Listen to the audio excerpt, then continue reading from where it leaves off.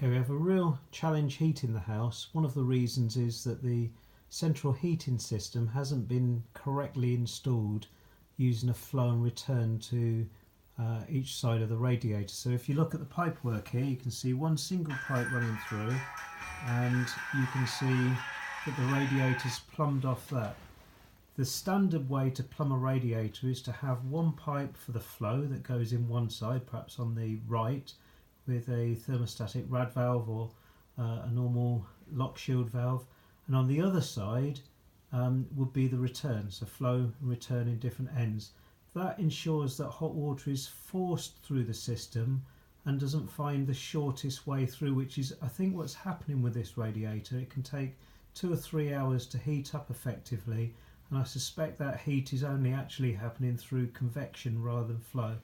All of the radiators in the property are piped in this way. So we look at this radiator here, you see the same thing. If we look at radiators elsewhere, you can see just one single pipe running through.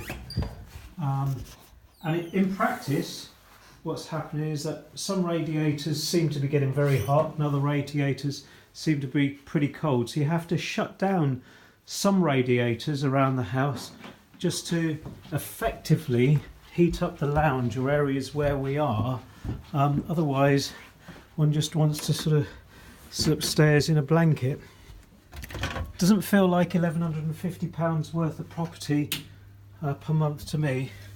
The other issue, as you can see, this boiler doesn't appear to have been serviced any time in recent sort of history. All the labels suggest that servicing was done quite some time ago. My understanding was that the landlord should have serviced the boiler prior to us moving in, but that certainly needs doing. It's not desperate, but that might be contributing to poor performance.